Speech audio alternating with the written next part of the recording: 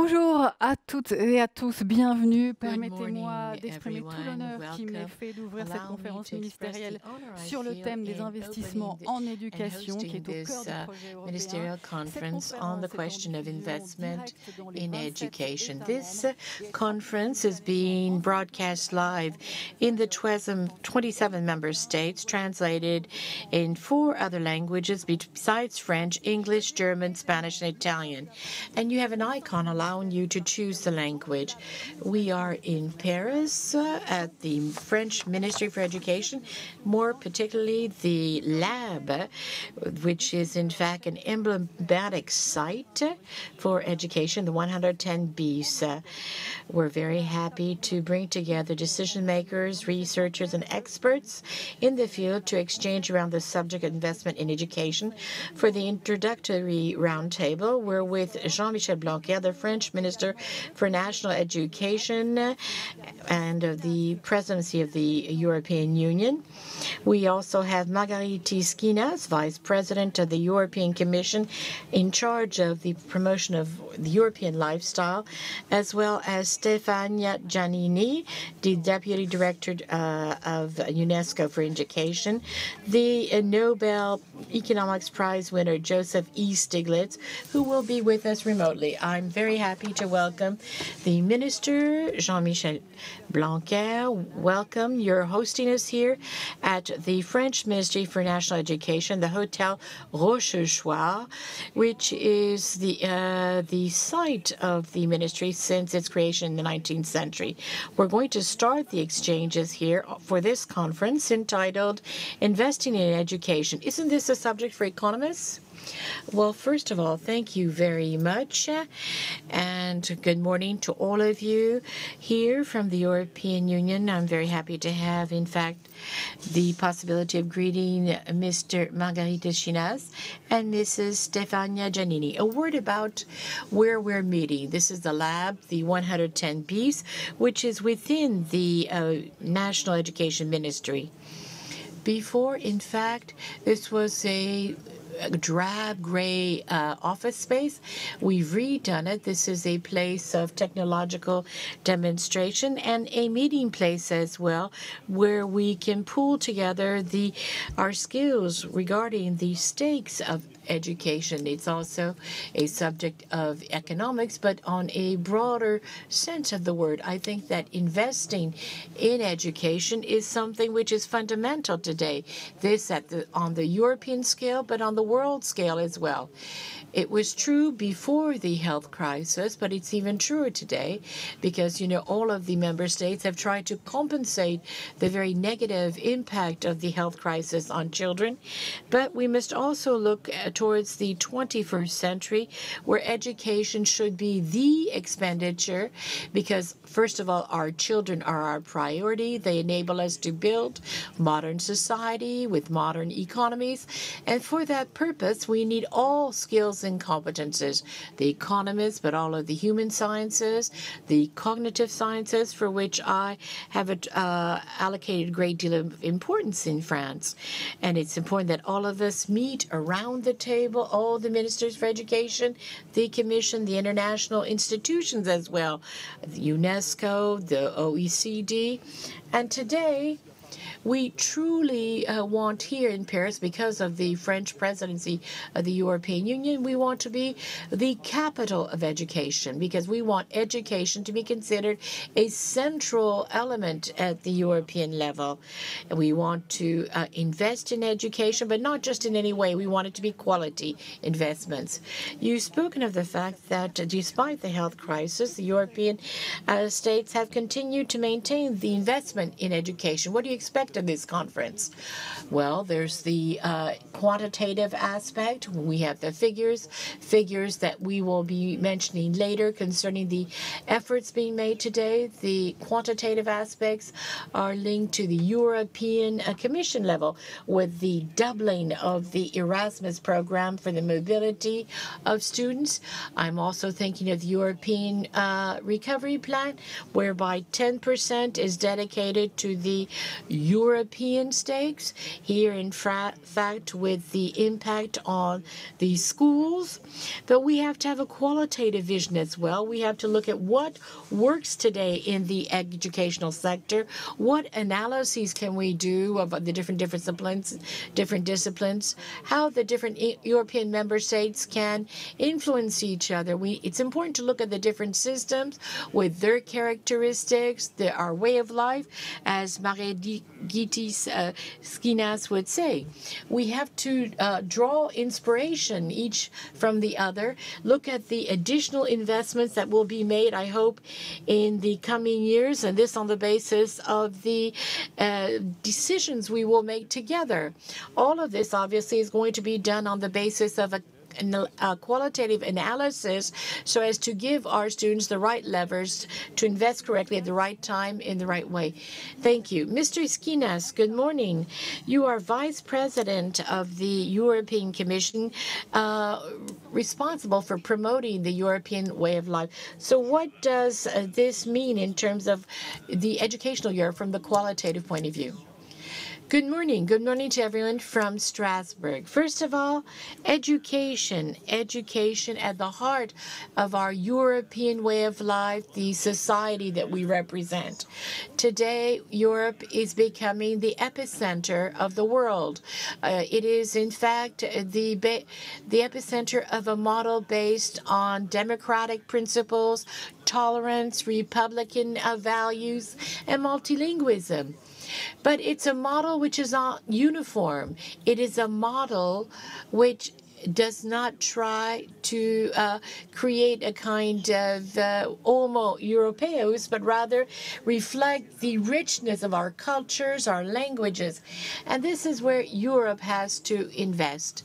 Today, we have a twofold opportunity in front of us, a historical opportunity. First of all, from the financing point of view, we've never had so many resources to finance our educational system as today.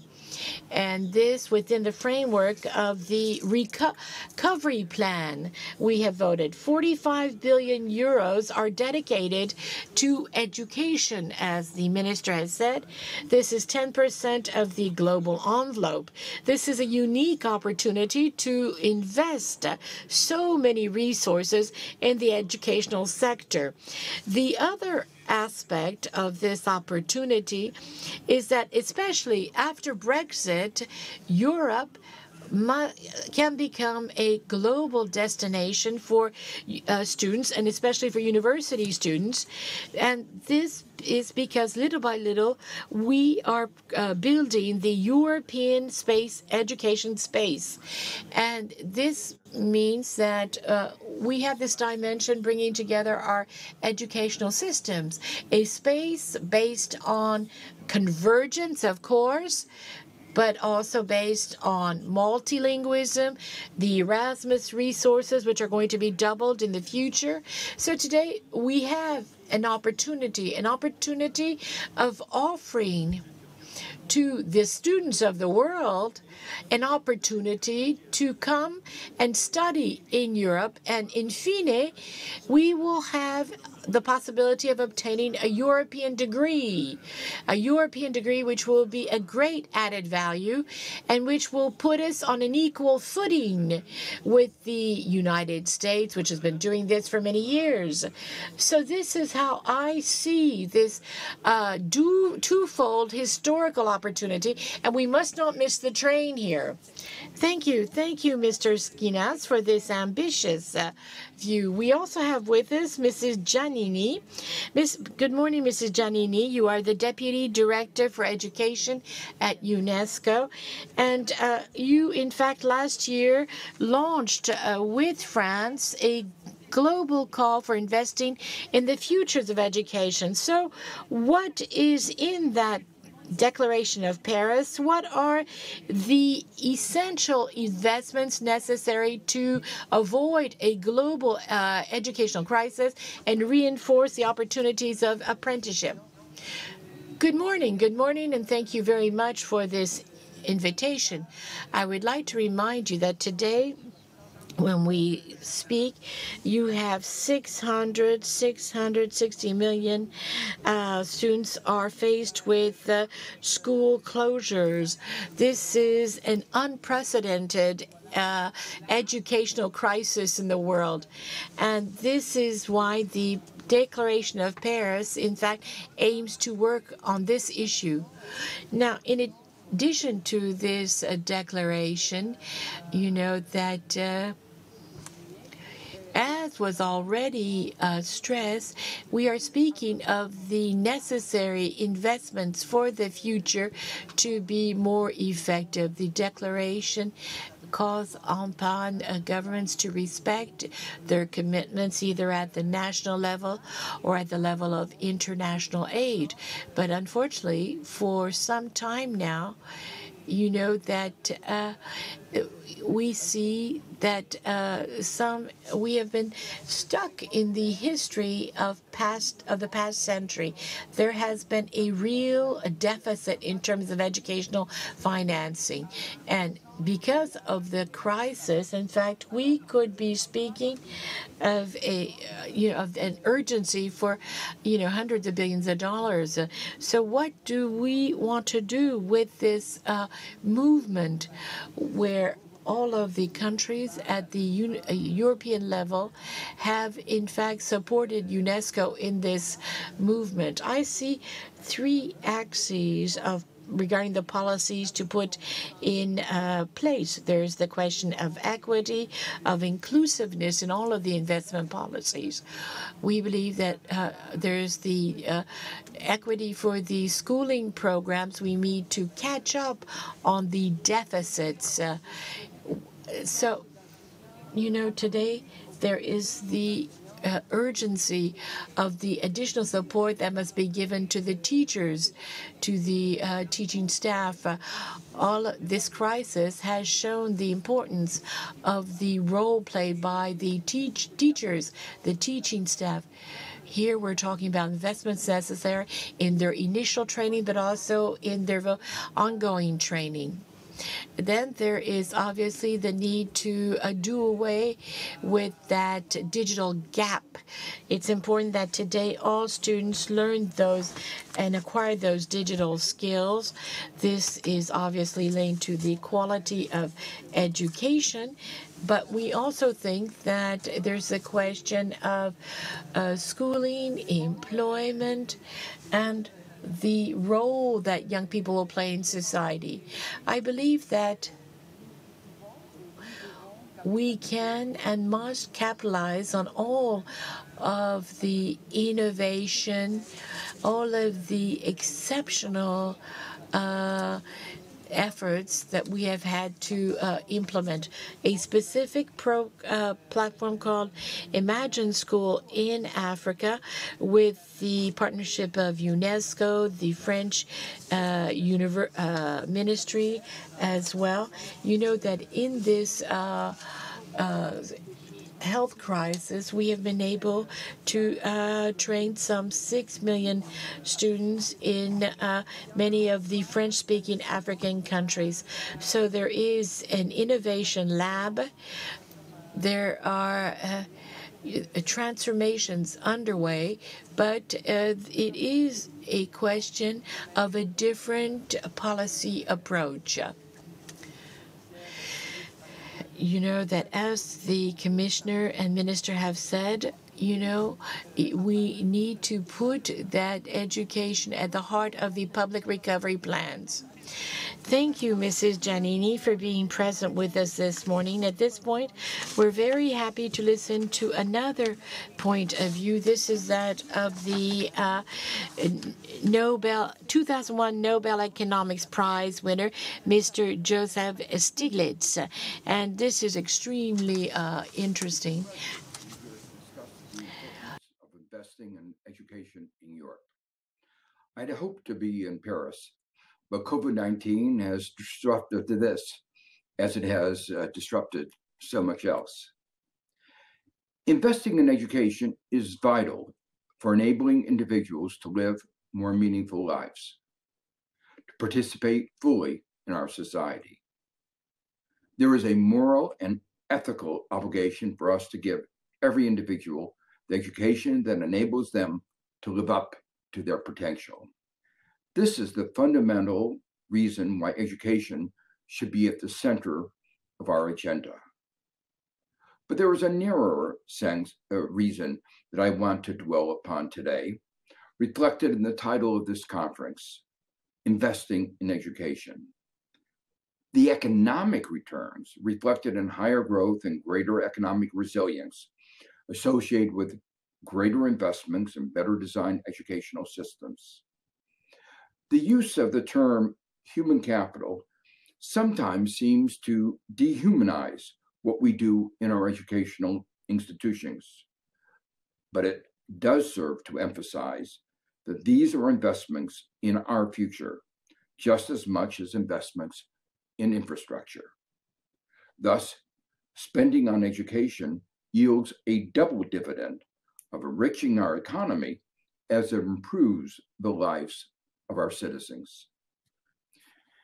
In the few minutes I have, I want to encourage an engagement with a broader conception of education in several dimensions, many highlighted by the crises through which we have been going, including the inequality crisis and the pandemic. The fast pace of change that we've experienced in recent decades highlights, for instance, the importance of adaptability. Especially if we design our educational systems well, more educated individuals are more adaptable.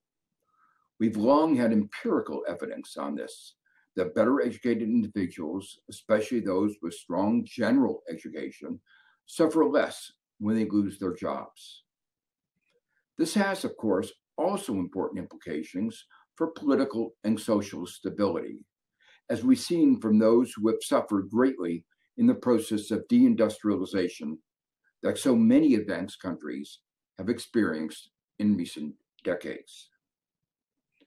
COVID-19 has also highlighted these disparities, with some parts of the labor force quickly adapting to the new situation, while others have suffered much larger income losses. As we move into an innovation economy, we have to become a learning society, as the title of my book with my colleague here at Columbia University, Bruce Greenwald, has emphasized. There are two aspects of this that I want to briefly note. First, what is required is lifelong learning. Our educational systems, our formal educational systems, have to be geared to that. Some would say most learning occurs on the job.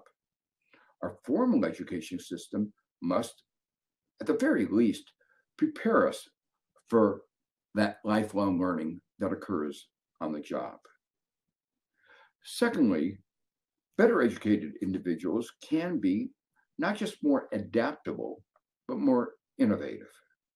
Most innovations are not the big innovations, the big discoveries that we often champion, but they're the small tweaks in production which cumulatively add up into something very large. We need our workers to constantly think about how to do their jobs better, to innovate, and to learn from each other. Our educational system and our economy must be designed to foster this innovation and learning. New technologies not only have presented a challenge, but also provided new opportunities, for instance, for remote and on-the-job learning at every level. I do not believe we have fully grasped the full potentialities of these new technologies, and there is very innovative work going on which needs to be incorporated into the European agenda. The lifelong learning agenda not only continues after individuals leave formal education, but begins before they enter. Research by scholars like Jim Heckman at the University of Chicago have shown the importance of preschool education. With the creation of the EU, Europe recognized the importance of the single market, including the benefits of free migration. But there is a concomitant implication. The quality of education in one part of Europe has effects on others. There are disparities in educational opportunities, large disparities. Europe must work to reduce these disparities. The importance of this became particularly visible during the Euro crisis a decade ago. The economic agenda of Europe was centered around convergence, ensuring that the disparities in the economies across Europe narrowed. But the austerity budgets imposed on some of the crisis countries led to lower investments in education, lower educational opportunities, greater educational disparities, and thereby economic divergence. Going forward, we know that there will be cyclical fluctuations. Europe has to develop a better framework to ensure convergence in economic opportunities in the face of these kinds of disparate cyclical fluctuations. One way forward is captured by discussions reinterpreting the Growth and Stability Pact through the Golden Rule and the Green Rule, exempting investments, and especially investments in climate change, from the 3% fiscal limits. But my previous remarks should make clear it is not just physical investments, but human investments, investments in human capital that need to be exempted. One of the major problems facing our societies today is that of inequality. Inequality is transmitted across generations. There is both inequality in outcomes and inequalities in opportunity. Well-designed investments in education are essential in reducing both forms of inequalities, both within individual countries and across Europe. And these inequality-reducing investments in education are among those that are most likely to yield highest economic and societal returns. It is particularly among the poor that there is the greatest shortfall in investment, where capital market imperfections play out most strongly. The agenda that I've just described is large, and our resources are limited. And that's why we have to be particularly attentive to making sure that our educational investments are as productive as possible. And that's why developing better evaluation procedures is important. Still, we have to be mindful of two things. The full benefits of these investments will take years and years to assess. We can't wait until the results are in. We have to not act now using our best judgments. And secondly, returning to the theme with which I began these remarks, the full benefits go well beyond the economic benefits upon which I have focused my remarks in the last few minutes. Let me conclude by commending the French presidency for highlighting the importance of education, and I look forward to seeing the results of your discussions and your efforts. Thank you.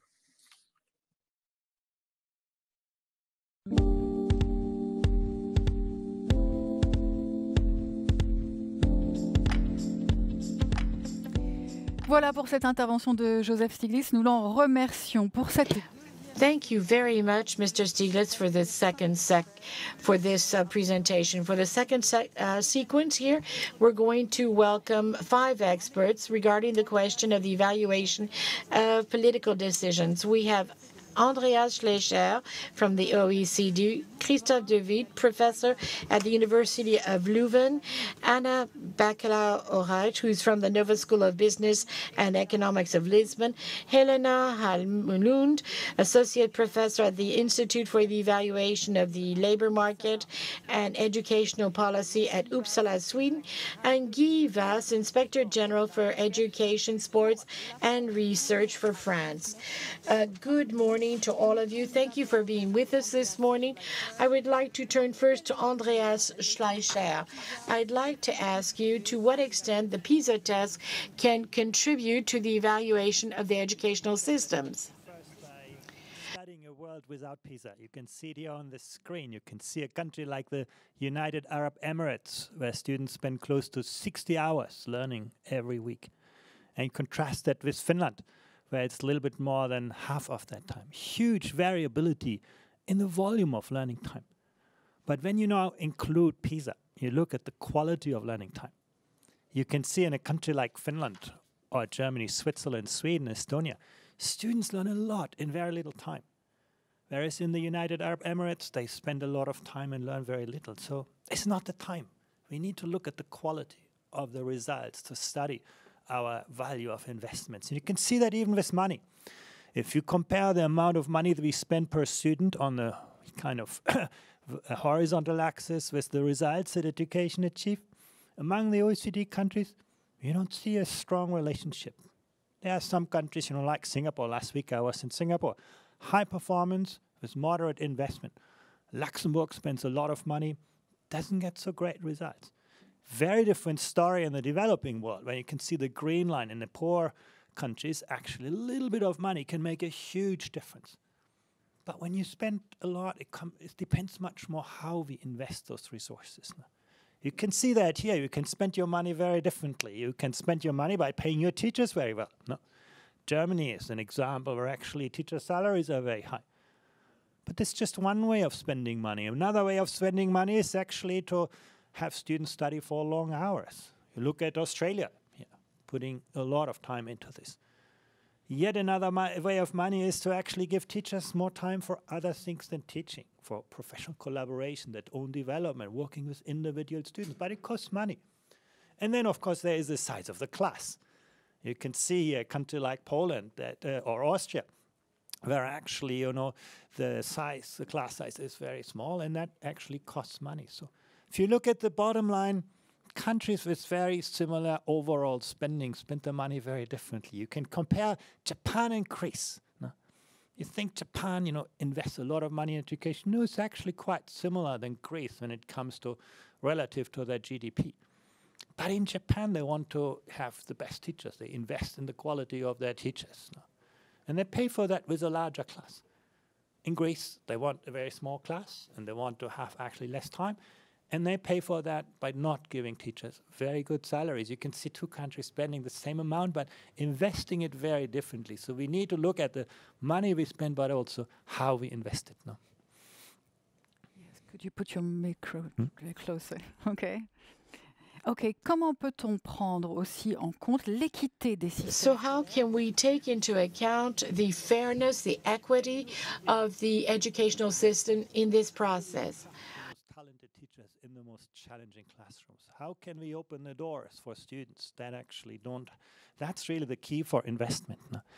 And you can see, for example, that overall we're not doing very well. We see basically if you come from a disadvantaged background, often, you are exposed to a less favorable environment. You get probably the less qualified teachers, the less valuable resources. Our education systems need to learn a lot to align the resources with the needs.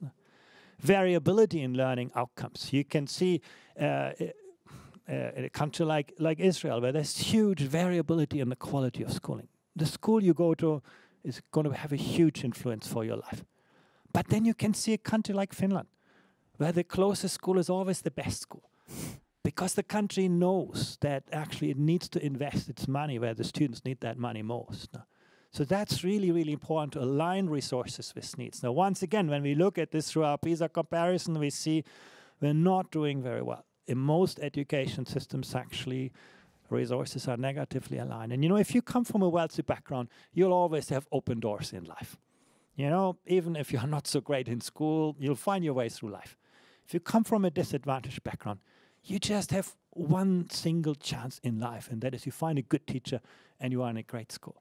So we need to become better in our education systems to align resources with needs. And the final point I really want to make, and I think that's a really important one, is that more equitable spending, better alignment of resources with needs, is actually a good predictor of a better quality of an education system. When you look at the most advanced education systems, they spend their money equitably. They're actually very, very careful in ensuring that they get the most talented principal. And actually, France is a good example.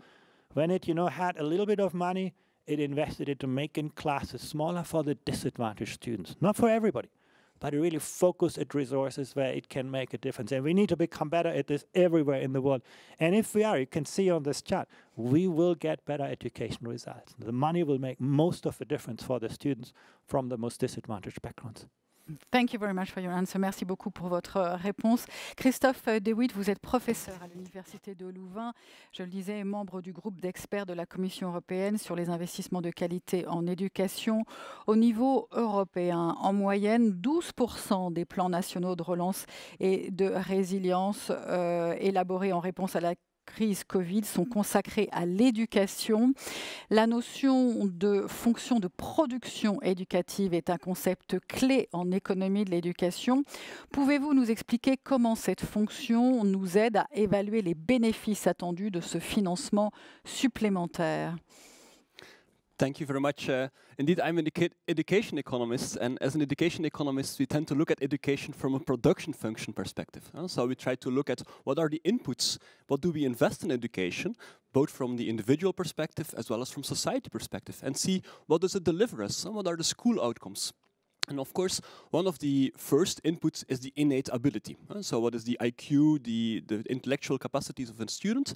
Second, there are the family inputs, like the resources, what Mr. Schleicher has told us, the family background, the socioeconomic status, the income of the parents. Are the parents reading out loud for the children beforehand? But there are also school inputs like the resources, the funding, class size, what has been discussed before, the teacher quality and ICT. And let me first introduce you to funding. So, as has been said before, funding as such, there is no systematic relationship between the funding and the school outcomes. It's not more money necessarily that delivers better school outcomes, it's how we invest the funding.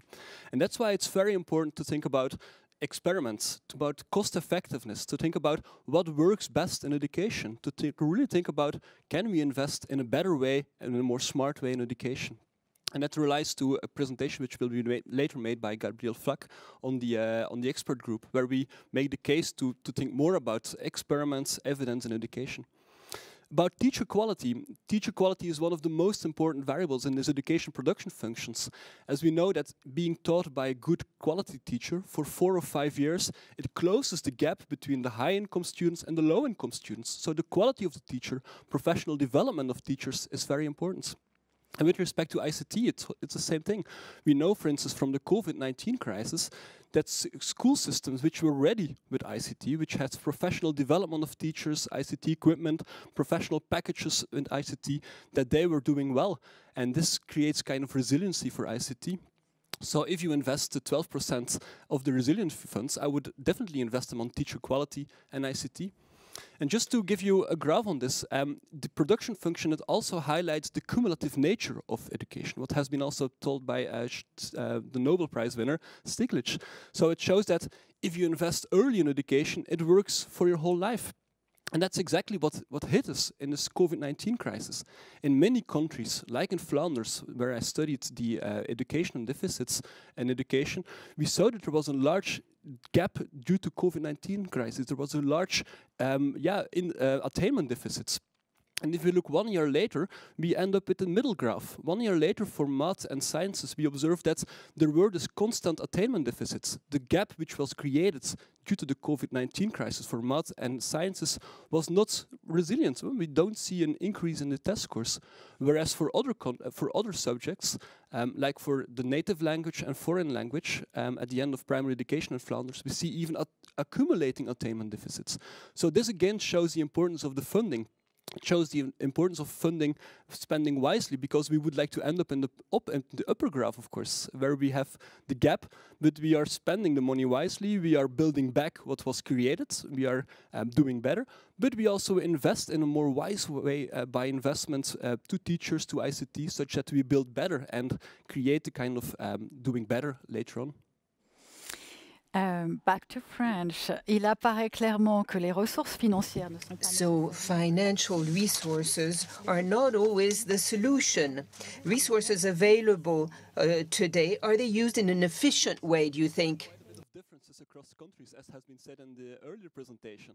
So here I try to make this example. On the horizontal axis, I'll show you the spending per pupil in purchasing power parities. On the vertical axis, I'll show you the test scores in PISA. And we see that there are some countries which are clearly outperforming other countries. There are countries which are doing excellent way. They invest the money wisely, and they are obtaining high outputs, high PISA test scores with a given amount of money. Countries like Estonia, for instance. Other countries, they don't succeed in using the investment in a good and wise way, and they are kind of output inefficiencies. And with the given amount of money, they could produce better outputs, they could produce better efficiency scores, whereas other countries, they have input inefficiencies. For the same amount of inputs, yeah, they would, for the same amount of outputs, the same amount of test scores, they could reduce the input and the resources in an other way. So one of the things that I would say is, yeah, think about what do other countries do, learn from other countries, have a look at the best practice countries and see what are they, how do they organize education, how do they organize classes, how do they organize the ICT, such that we can learn from each other. And the same which holds for the system level also holds for the individual level. In a recent paper, we tried to look at individual level achievement, and that's what we call underperformance. If you add to the education production function the IQ of students, the innate abilities, then we see that there are some students which are clearly underperforming. And on average, we observe that even 1/4 of the students is not reaching its full potential. So those students, we could do better with those students. And as such, in the long run, we could create a more welfare in society, a more prosperous society at all. Thank you very much. Merci beaucoup, Monsieur DeWitt. Thank you very much, Mr. DeWitt. Now we come to the details of 3 education policies carried out in Europe. France, first of all, Guy Weiss, in fact. What led the national education to target primary school? Well, what we saw was that school results could be improved and that things had to be done also in the primary school level. If you look at the school results, we see that France is in an average position according to PISA. But there's a big difference between those students from a privileged environment and those that come from a lesser privileged environment. And as you see on the right-hand side of the slide, were different types of schools. In the dark red are schools in the poorest neighborhoods, for example. And out of the 4 topics we have selected, each time in the underprivileged schools, we get the worst results. So one criterion was, for example, understanding words in the oral form. So we see here in the disadvantaged school, we get a result of 39. In the schools that are in a more favorable environment, the results are 60. Same thing for investment. We have a good level of investment in France. We are a bit above average according to ACD. And you see the figures on the right-hand side. But there are 2 characteristics in France. We allocate more to secondary school compared to primary school. So we see on the right-hand side that we invest, in fact, $8,720 in the primary school, while the OECD average is $9,550. And if we look at the number of teachers compared to the number of pupils, the European Union average is 13.5, and we are at 18.8. So on that basis, France has reacted. First of all, we've increased the budget devoted to primary education. In 2017, we went from 21.5 billion euros to 24.2 billion in 2022, so plus 12% in a difficult budget context. And what did this lead to? Well, it made it possible to split classes in the first year of elementary school, in the second year elementary school, and in this high priority education area. So we have, in fact, two types of high education area. So, in fact, 430,000 students were covered by that measure. We have devoted 11,719 jobs to these students out of 340,755 jobs. So the results quite spectacular, in fact, because the size of the classes went from 21.7 pupils to 12.6 pupils for the first year of elementary school, and 22 pupils down to 12.8 per class in the second year of elementary school. The third reaction is the systematic development of the evaluation of school performances. We have devoted money to the elementary school, but it's important to do an assessment. Today we have an evaluation council to assess the education policy. So every year we can do comparisons. And we have done some research work with the evaluation division. We did that with the university, and we compared the results of the students. And now we see an important impact. Can we measure the impact? Yes, thanks to that work. In fact, we've seen three impacts. First of all, when we split a class, the school results are better. Then we do not reduce the size of the class. In social media that are the same. And in these smaller classes, there's a reduction in the gap between those pupils and those outside this system. So, and the third impact, well, we can say that it is those pupils that are in the most difficult situation that benefit more from reducing the class size. So we have introduced a big national plan in mathematics in the French language to consolidate all that. But reducing the size of the class in itself is not enough. It's also important to choose those teachers. In fact, we have to give them additional training. So this is what I can say in a few words concerning the French experience in reducing the size of classes. So, Ana Balcaoras, you're a professor of economics at the Nova School of Business and Economics in Lisbon. You studied the question of information, in fact, given to families concerning the performance of secondary schools. What is the relevance of the ranking of these secondary schools, and what are the advantages and drawbacks? Based on exam scores, which are published by several newspapers since 2001.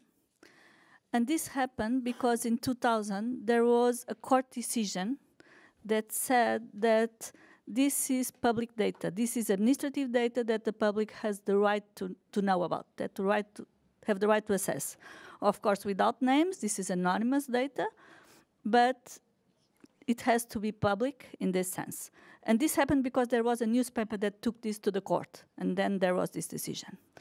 Regarding the advantage of the process, I think that the first one is really that this is more democratic. When we studied this, what we observed was that after the publication of the rankings, the students looked for the schools with better results, but it was also true that even before the publication of the rankings, there were some movements, more limited, to the schools which scored better in the exams. And what we saw was that probably this was because there were already some people that knew which were the schools with better results, but maybe teachers, people that work in the ministry, And the role of the rankings was that now everyone knows about this. So this is public information. So I think this is the first advantage. A second one is that this is like a step for school accountability, which is important, that parents can know what happens in schools. So, and one thing that we saw was that it was not only that people looked for schools with better results, it also happened at the same time that the schools with worse results on exams lost students. And this happened mostly with private schools. So we had some private schools in 2000 with very bad results on exams, and these schools were even driven to close after the publication of the rankings. And so this is, well, I believe that parents should know what is happening in the schools where they are sending their children to. A third advantage, which is also important, is that the publication of the rankings draw more attention to what is happening inside the schools. Parents look more at this, and even the society in general also looks at this. Of course, at the same time, there are also some disadvantages.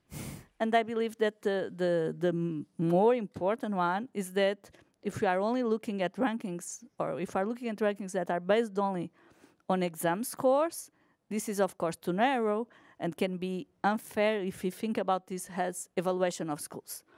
We know, it was already said, that school achievement depends strongly on students' social background. And so if we don't take that into account, it's unfair to say that this evaluates schools.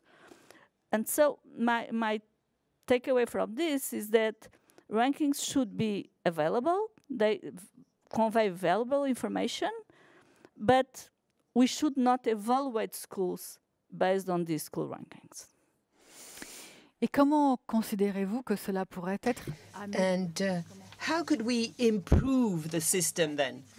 What can be done is not to hide the information, but to increase the information with additional information. Okay, so, and even maybe produce some indicators that are more similar to the value added of the schools. For this, I believe that it should be done from the Ministry of Education or some entity that has the access to this administrative data, and they should combine the results on exams, on standardized tests, because this is the only way to really compare across schools, but then condition this on who are the students, what is the socioeconomic background. And I wanted to give some example from Portugal, which is this is a site that is available to anyone in Portugal. It was built by Statistics for Education. You have the link there. We can go here and choose any region in Portugal, any specific school, and anyone can access information on the school. For primary school, this is just an example. For a primary school, you have basic information like number of students, but then you have there below a relevant indicator, which is students who complete, the percentage of students who complete the primary school in 4 years, which is the normal time. You have it for each school, for this school, but then you have this compared, so the country average for similar schools, for schools with students with a similar background. Okay, so you can here compare across schools, taking into account who is the student population. And for secondary education, you also have the basic indicators, but then, and you have below, you can see, but you have below the scores on national exams in the previous year, so the average for the school, per subject. And then you have I think it's a very interesting indicator because it is almost a value added per school, which is the percentage of students for this school that completed upper secondary education in 3 years, which is the normal time. And then at the end of the 3 years had a passing grade in the final exams. And again, this compared with the average for the country with similar students with similar conditions. And just one note, which is that here similar conditions means not only social background, but also the grade, the score that these students had on the 9th grade exam. So we are really looking at something like a value added from the school. Okay. So to finish, what I would say is that what I believe is that we should publish school rankings, but then have these extra indicators that can really give us more information about what is happening in the schools. Thank you very much. Merci beaucoup. Je me tourne maintenant. So thank you very much. And now I turn to you, Elena Holmlund. You've looked at the consequences of the important reform carried out in Sweden in 1992. Can you explain what were the big principles of that reform and what was the impact looking back, 30 years behind? To the development of the Swedish school system in the latest decades. And before this major reform that took place back in 1992, basically all children attended their local public school with very few exceptions. But this reform implied that families could choose between public schools and between independent schools when it was time for their child to go to school. And this choice reform was then enabled by the fact that the funding system changed. So voucher system was introduced where a per pupil voucher follows the student to the chosen school. And this has allowed a new type of school provider to enter the market, and that is independent schools that are privately operated but funded with public money.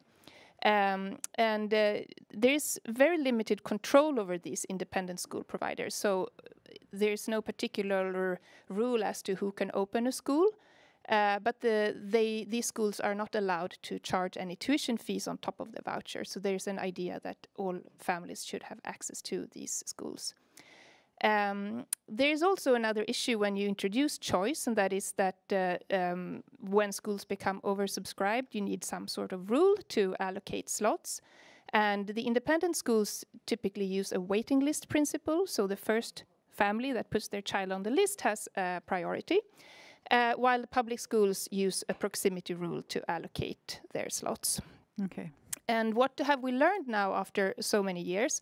So it's clear that this independent sector has grown. It has a large share of the market. Almost 20% of all the grade 9 students attend an independent school. And among those, a very large share are for-profit corporations. So these are schools operated by for-profit companies.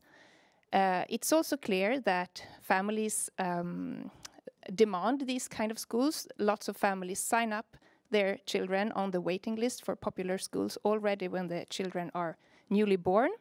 And this has created a lot of segregation in the system. So these are high socioeconomic status families that leave the public sector.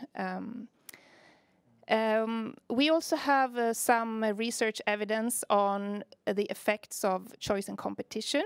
And this is a very difficult topic to study because this has been a system-wide change and there is no actual counterfactual to what we would have seen without this reform. But we do see that in regions where competition has grown more than in other regions, there are some small positive effects on student performance. But we also see that we see a lot of grade inflation in the Swedish education system. And we do see that the independent schools tend to inflate grades a little bit more than the public schools. So that this is also one of the potential consequences of this competition mechanism. The Swedish school system also has quite weak accountability, and the idea in this market-based schooling system is that bad performing schools will exit the market because nobody will want to send their children there. We haven't seen this process, and we also have a schools inspectorate that rarely closes schools that are not working. We also have lack of external evaluation, so there's no external exam with an external marker or marking, which limits the accountability in the system. So it's very difficult to actually know what the standards of a specific school are.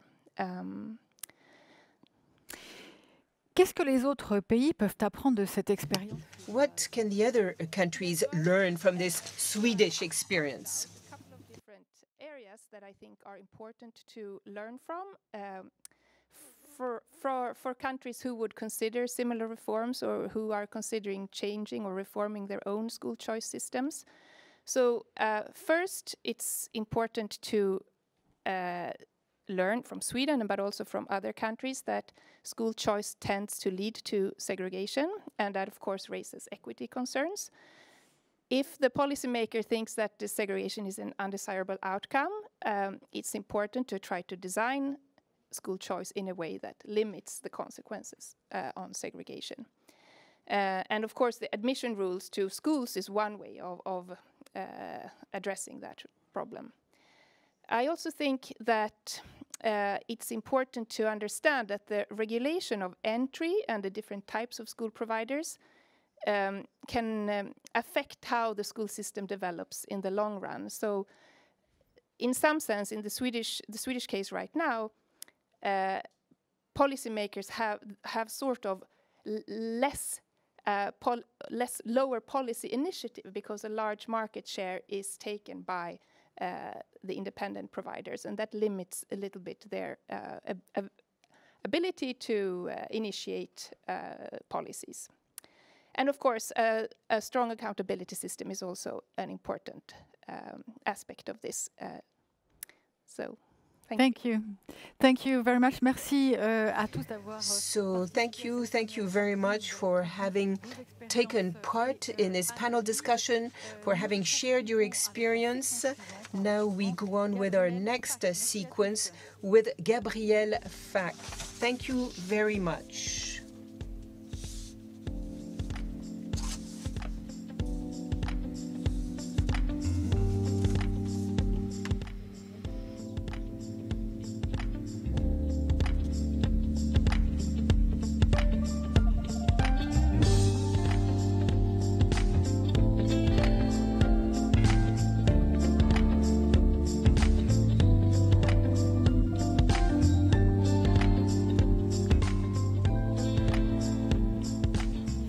Bonjour et bienvenue, Gabrielle Fack. Vous êtes So, good morning and welcome, Mrs. Fack. You are a professor in economics at the University of Paris-Dauphine, and you are the chairperson of the expert group of the European Commission on quality investments in education. That group has been meeting since May 2021. What are the preliminary or main conclusions of the interim report that you published last month? The speaker is speaking without a microphone. Now, these experts come from the academic world, so they work in the area of social sciences, public affairs, and the object of this group was to try and understand what we know about the investment policies in the area of education that work. And so, following the request of the Commission, we looked at 3 areas of investment: the teachers and trainers, the question of digital transformation and digital learning, and the infrastructures and management of the infrastructures. In these 3 areas, we analyzed what the academic literature says about these topics, and we saw that in some areas we knew many things, in other areas we didn't know as much. And especially for the question of teachers and trainers, we do know a certain number of things. We know that to attract teachers and trainers, you need to have a competitive remuneration system, but it is not the only thing that counts. What also counts are the working conditions. This is also very important. And the training of teachers during their whole life. We saw that the number of students per class is also important. It can work in some cases, but this is very costly. So we have to look at the cost-benefit question when it comes to these policies. And the conclusion is that there are many many differences according to the context. In some contexts, it's difficult to attract some teachers in some areas. So we have to have a specific policy and a specific incentive for the teachers in some areas or some disciplines. And now concerning the the digital learning, well, experiments that were carried out until now show, as we have seen with COVID-19, that going from a classroom teaching to a completely online teaching is not always very efficient. What is important is including digital aspects in teaching, but for that we need more experiences to see what works, what quantity of digital we should introduce in the school, how to equip the schools. And a point of vigilance, well, we have to make sure that the use of digital does not lead to greater inequalities, because, of course, it all depends on the access to the digital technology and how the families have access and use it. So this is another aspect, because we do not want to increase inequalities. The last point concerns infrastructures. We saw that this is where we lacked academic literature. We want to know, in fact, what are the buildings, what are the qualities of a building that will lead to better development of teachers and pupils. So we don't have a lot of information on that, and there are many, many needs in this area. A large part of the school buildings in the European Union are quite old, and so it would be important to carry out renovations of these buildings, and it would be important to renovate these buildings to improve the energy consumption. And we have added a last area where we started analyzing things, and that is the policies to reduce inequalities in access to education. And we tried to foster inclusion. This is a very important point that we saw even more during the COVID crisis. And it is one of the areas where if you reduce the inequalities, you improve things quickly. When we talk about the evaluation of public and educational policies, what does this mean, in fact, concretely, and how do we solve these? When we talk about educational policies, one of the things that we came to realize was that there were few policies or evaluations carried out in Europe and evaluations carried out in other countries. This does raise problems, because a policy that is carried out in a given country in a specific context, well, we would like to know what the impact will be in other countries, and this is not necessarily directly extrapolated. And this is something that was indeed highlighted. There are a number of studies that exist, but few enable us to link up the implementation of a policy with concrete results, and so as to highlight a causal relationship. And secondly, there is the question of the evaluation of costs to try to assess the costs and benefits. If I give you the example of a specific policy, I don't know whether this is visible. I'll give you an example in a policy that was implemented with regards to the digital transformation.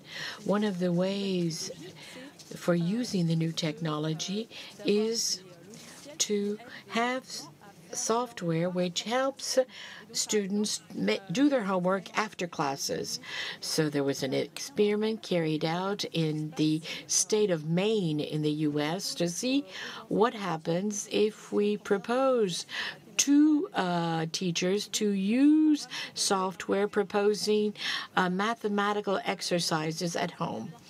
To study the impact of this, there is an experiment carried out where there were some 3,000 students chosen in 42 schools on a random basis.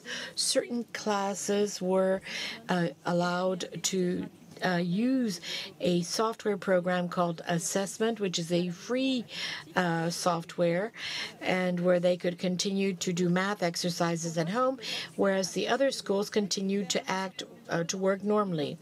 What we saw was that access to this type of software was interesting because it enabled us to customize the mathematical exercises to the student according to their level, and the students were able to have feedback on their work, and the teachers were able to know very quickly who succeeded with these exercises, who didn't, and so determine the strong points and weak points of the students.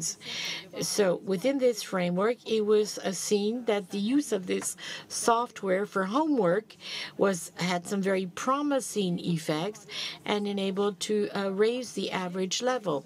Another important point was it enabled, in fact, to improve the level of those students who were not as strong in math initially. So here you have a control group and the experimental group to assess the efficiency of the policy. So how can we draw the lessons of this evaluation to determine the implementation of this type of policy in other countries?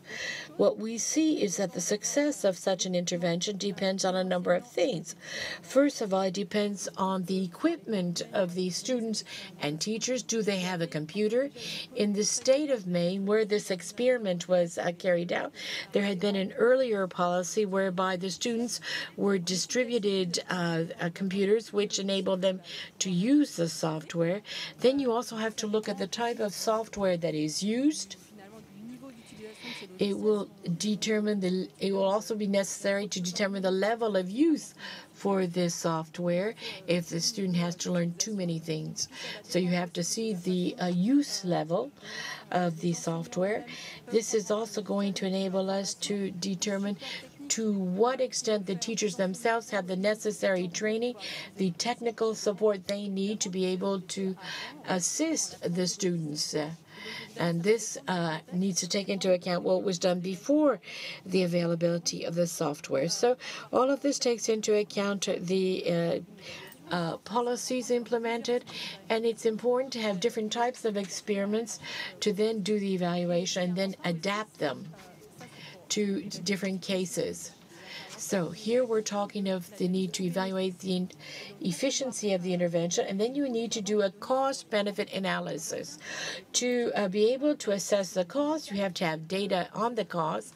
And when we look at the digital investment policies, it's difficult to assess the cost because it's going to determine on the software used. Also, it's going to depend on the equipment that you have to develop for the teachers and for the students who don't have the digital equipment. So there's also going to be the question of the cost of developing software if it doesn't already exist, and the cost of training students and the teachers to the equipment. Generally speaking, we can draw a number of conclusions here with regards to how we can develop an evaluation culture in the European countries. We need to develop further experiments using these pilot policies in the European countries to see what exists in other countries, but at the same time you have to be aware of what exists in your own context. You also have to develop methods to enable the assessment of the causal relationship, the results of the policies, and also see what enables a policy to work or not work when it is deployed. And what was said in the preceding roundtable is that it's important to have data to assess the results of the students, the results of the students in terms of their cognitive and non-cognitive capacities, which are important. You need to have results with regards to the level of equality or inequality it can create, and measure this with regards to the longer term, accessing the job market, etc. So it's important that this be done at the European country level, at the European Commission level. We could envisage having the knowledge of the experimentation carried out in the different countries so as to have an understanding of what works and what doesn't work. Thank you very much for having been present here for these explanations. We're going to start before, in fact, the last part of the conference, we're going to listen to Dirk Hasted, in fact, who assesses the efficiency, the use of these systems in the student work.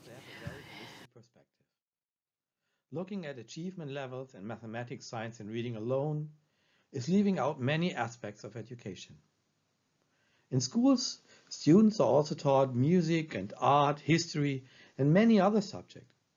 And it would be too short-sighted if we focus only on the basic skills to judge education systems. International large-scale assessments are measuring achievement in various domains. TIMSS is measuring mathematics and science achievement at grade 4 and 8. PEARLS is measuring reading in grade 4. Together with the achievement tests, big amounts of background data are collected from the tested students, their parents, teachers, and school principals. This enables further analysis on which background information is related to students' achievement, their home background, early learning experiences, their teachers' education, or the equipment found in schools. IA's Computer Information Literacy Study, ICILS, measures computer skills of grade 8 students, and just a year ago was officially recognized by the EU as the indicator for digitalization of students. Results from ICILS show where we are with respect to digitalization in schools and what needs to be improved to prepare our students better for the future, including being more resilient in times of crisis. In our Civic and Citizenship Education Study, ICCS, we investigate the students' knowledge and understanding of concepts and issues related to civic and citizenship, as well as their beliefs, attitudes, and behaviors with respect to these domains. It is of utmost importance to look at the various domains to get a good picture of the educational outcomes. Participating in these studies help education systems to improve teaching and learning. The study results can be taken as indicators of the education systems, and the changes in the outcomes provide valuable information. However, one should not make the mistake and make an indicator a target. This bears the risk that the focus is on getting good rankings in TIMSS, PEARLS, or PISA, but on the expense of the other subjects areas and skills and competencies taught in schools. Finally, schools are also ecological systems, and during the times of school closures due to COVID-19 pandemic, many students suffered. From our RED study, we know that some students were missing meals during these times because they were relying on the meals provided in schools. They had also psychological problems, and the teachers and schools tried the best to help all the students. Thank you.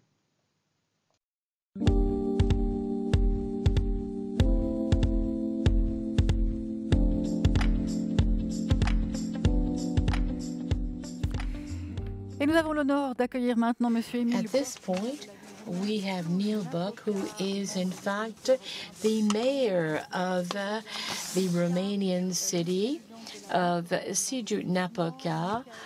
We have the representative from the European Investment Bank. We have as well Teresa Zervinska. We have, in fact, Lee Anderson, Minister for Education in Finland, Simona Kustek, the Slovenian Minister for Education and Research and Sports, as well as Jean-Michel Blanquer, Minister of National Education, Youth and Sports. The objective of this roundtable is to highlight the synergies between the European strategy carried out by the main institutions, as well as the work of the member states and the local territorial authorities who play an essential role in these school systems. Mr. Buck, how does the European strategy promote investments, quality investments in education at the local level and infrastructures? Of the local authorities in infrastructure and content.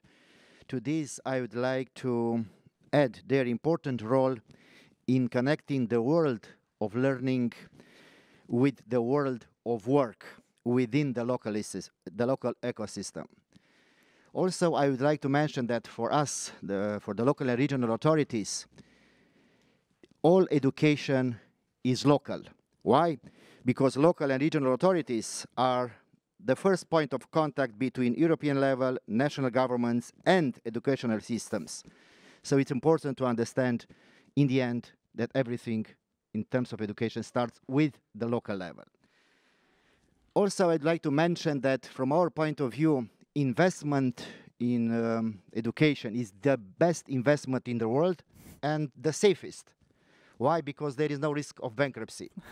So from that perspective, I remember that President Macron mentioned a few days ago that we do not have planet B in terms of climate change. So also we do not have plan B for democracy in Europe. So the education is at the foundation of our democracy, at the foundation of our European way of life. In the end, education is the oxygen of our European way of life. What I want to emphasize that education is the key to get out of poverty. The education is the best antidote toward extremism, intolerance, and so on. So we need investment in education. Another element which I want to emphasize, and I find it in the report, and I think this phrase should be on every office of every politician in Europe, from Brussels to Romania or all over the places in Europe. That means education policies are investments with current costs and long-term benefits. It's so important to understand that we need to invest now, and we'll see later the benefits of investments in education, even for our European way of life and the support of democracy. The last point, we need to work in an ecosystem, not in an ego system of education. What does it mean from our perspective? We need to work together the local level, the national level, the European level. And at the local level, we need to involve all the stakeholders from our cities, the NGOs, the civil society, the business environment, and of course, the local and regional authorities. Vous venez d'entendre Gabriel Fack nous faire part des premières conclusions. You've just heard Gabriel Fack, who gave us the initial conclusions of the intermediate report. How can these initial recommendations answer the main needs requested by the European Commission? There are many points we are in synchronization with the report. And I'll give you two examples. First, I will tackle the issue of brain drain. You know, everyone is free to move in Europe because freedom of movement is a religion in our continent. We cannot touch the freedom of movement. But no one should be forced to leave his own city, his own region, his own country due to the economical reason. How can we keep our talents home? How can we keep our human resource home? Because it's an important asset. You know, in the knowledge economy, the human resource is the most important resource on earth. So investment in the education and investment in the quality of life will help our people to stay home and to diminish the impact of brain drain. We can turn brain drain to brain gain to brain circulation. And I think from that perspective, we need investment in the education because at the base, it's the education which is making the difference.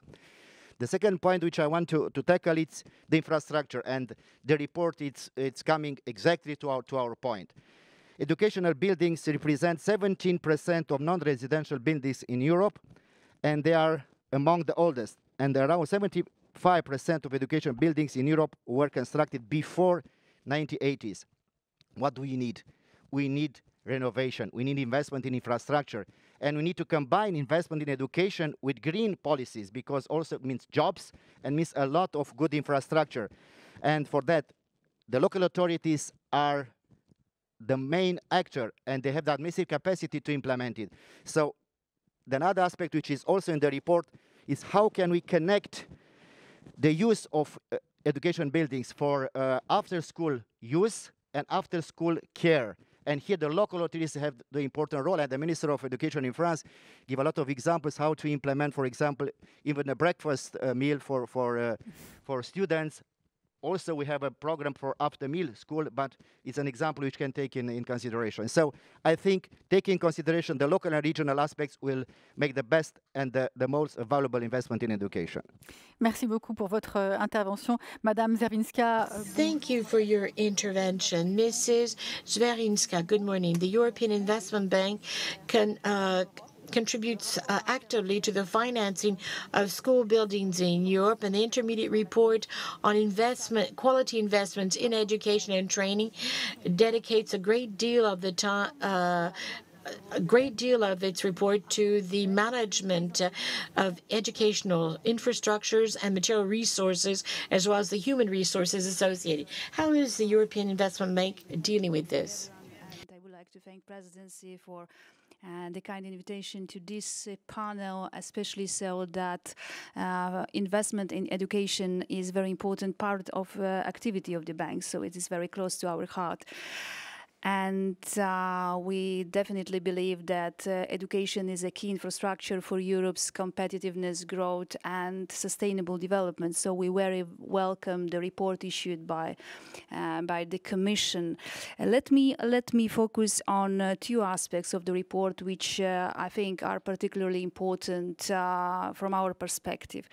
The first one relates to the education infrastructure, where we have built an extensive expertise investing in the sector, nearly 50 billion euros since 2000.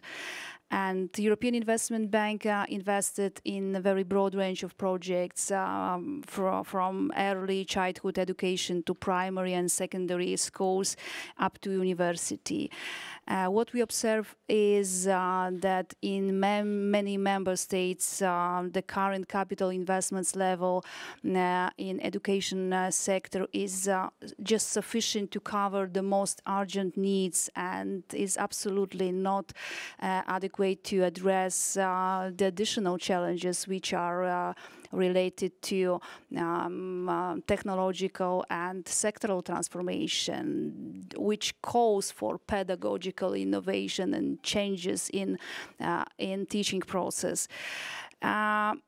So absolutely, we concentrate our efforts on investing in modernization of existing infrastructure, modernization of buildings, refurbishment, etc. But not just to make them better aligned to best constructional requirements, but also to be better aligned to the twin transition, green and digital. And let me just give one example. Over the last years in Vienna and in a number of Finnish municipalities, ESB is working closely together with local authorities to accompany them in the renewal of the infrastructure, and also to we can say to create a new pedagogical space to be better prepared to the innovation in the teaching process. And this exactly brings me to another point I wanted to raise, which is about digitalization and digital skills. The pandemic has shown that we have quite big gap in digital infrastructure. And this gap is considering both equipment and the ability of teachers to purposefully integrate digital tools in pedagogical methods. And now at the same time, we know that education matters greatly for having digital skills and to prepare the job and professions of the future. So our investment should be, on the one hand, addressed to to the digital infrastructure, to enhance digital infrastructure in the European education system, and on the other hand, it should be addressed to digital skills of teachers in order to better prepare the teaching process for new methods. And in doing that, we see good synergies with other European funding sources. For example, in Croatia, JASPERS and EIB have contributed to the e-school initiative, which includes improvement of digital infrastructure of Croatian primary and secondary public schools developed for teaching and learning and context, and also to strengthen digital skills of teachers and school leaders. On peut peut-être approfondir sur ce point, effectivement, comment la BEI... We're going to come back to this point, how the EIB has contributed to the European Quality Investment Strategy. Union Bank, we see that it is a need for common European effort to address the investment backlog in the education sector. And we are very keen to contribute to a common European strategy for quality investments because we strongly believe, as I said, that education is a key for Europe's growth. Just let me to give example of our investment, which is in Romania.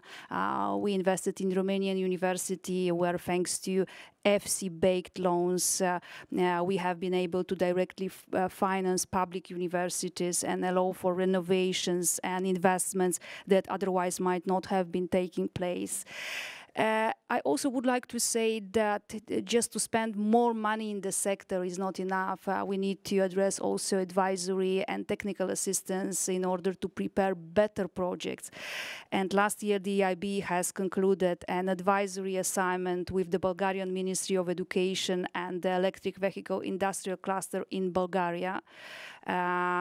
It allows to identify the future demand for workers in the sector and the changes and challenges which are in front of this sector. And I must say that it allowed us to better link educational sector to the real economy, how to address challenges in the real economy on the side of educational sector. So we see our role as the European Investment Bank as the patient investor and in educational sector to allow member states and our partners to develop better strategy for the education. Thank you. Merci beaucoup pour ces explications. Madame Sojdrova. Thank you very much. Mrs. Sojdrova, you're with us here this morning. You are Vice President of the Education Commission at the European Parliament, Education and Culture. How can the European Parliament participate in the promotion of that investment, quality investment? Microphone, please. The microphone is not working. We do not hear you. We seem to have a technical problem. We do not hear Mrs. Sojdrova. Do we have any information about the sound problem that we're encountering with Mrs. Sojdrova?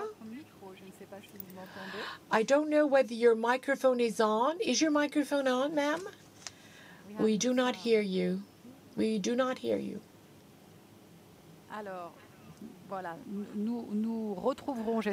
We will come back to you, hopefully, Mrs. Sojdrova, in a few minutes, as soon as we solve the technical problem, as soon as we can. We have Mrs. Simona Kustek, Minister of Slovenia, who has just finished the presidency of the European Union Council. How has Slovenia invested in the 4 areas analyzed by the intermediate report of the Commission's expert group? First of all, a big thank you for the invitation to this very, very important and valuable debate about the investments and the future of education.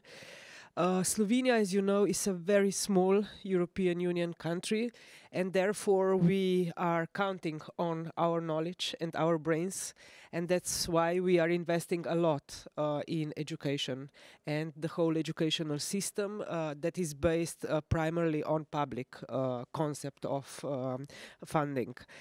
And speaking from the couple of numbers, 5% of our GDP goes to the education, 12% of public expenditure. And compared to the last 2 years, we invested almost 10% more for the educational system last year than in 2020. So we are really taking educational system very, very seriously. Not only because of the fact that this is the part where we can become competitive, since we are small by size, but definitely we count not by brains. But on the other side, what we definitely see here, debating from the perspective of quality investments, that yes, investments in education has at least two main phases. One is economic capital phase, but the other one is the human capital phase. And therefore, actually, we can distinguish between two types of investments when we speak about investments in education.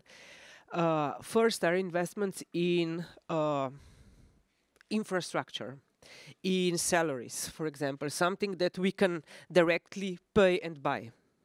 While on the other side, there are investments that are so-called soft, even not necessarily directly measurable investments, but are the crucial ones. These are investments into the trust of the effects of new study programs, new curriculums, new capacities of the teachers, especially now through this digital experience and also through the green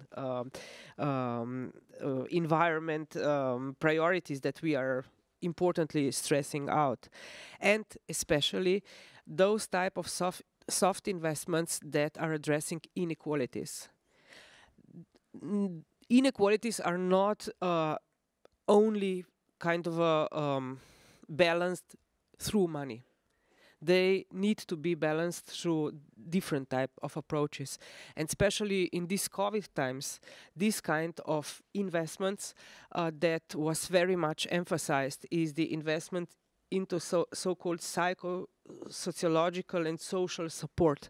So something that you cannot directly buy, but that you need to invest through different type of approaches. And when we speak about the systems, how to measure this, we can see that there are some things that, when we are speaking about the investments in education, can be countable and measurable, but some cannot be. And okay, it is our work and task now to see if we can do some additional how to say, like attempts into try to measure something that we are not measure right now. But on the other side, we cannot be surprised and not even sad if it is just a fact that some things in our system cannot be measurable. Mm-hmm. So this is something that I think is kind of our obligation to be aware of and to address this in our continuous work, be us as a politicians or the scientists or something else. J'ai une autre question pour vous, another question to you. Another question. How can the EU member states benefit from a common strategy in the area of quality investments in education? It is a very quick answer to this. So that we are working together and that we are addressing the education as not only when I was speaking about Slovenia as something that the education can be and needs to be the strongest possible capital of the nation, it is also for the European Union and European civilization that education and knowledge is the capital for the future. So, and if we want to achieve this, then we need to strengthen our forces. Then this means that we need to hear each other, listen to each other. We need this kind of initiatives as the one that we are addressing it as well through my colleague minister a second later. But on the other side, it is lesson drawing. It is benchmarking practices among ourselves to see where we are and where we can also do some common efforts for the future. This is one thing. And the other is collaboration also outside the borders of the European Union. And therefore, I'm very, very glad to hear that in our today's debate, a lot of these kind of organizations are also participating.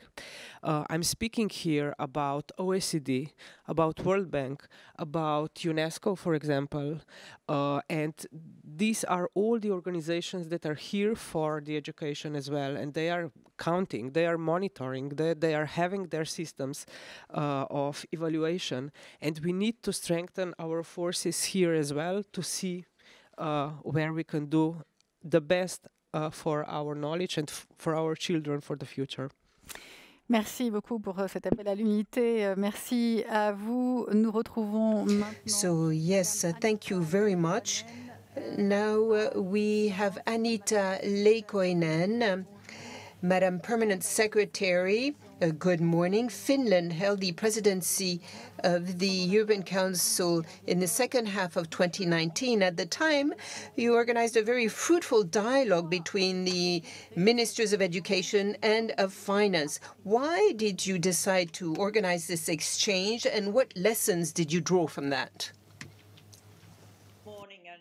A great pleasure to take part in this panel. And as you said, we already started this kind of debate during our EU presidency, and we've seen that France has been very active in promoting this kind of discussion. You already organized the Global Education meeting together with UNESCO already last year with the same topic of the importance of investing in education. And when we thought about the subjects and themes of our EU presidency, we thought that it would be very important to engage also finance ministers with a debate of the importance of putting more money, but wisely, money to education. And that's why we got the idea that we should organize the first ever joint Council meeting between ECOFIN and Ministers of Education. And indeed, that was a very fruitful meeting. And the message from that meeting, joint message of the ministers, was very clear.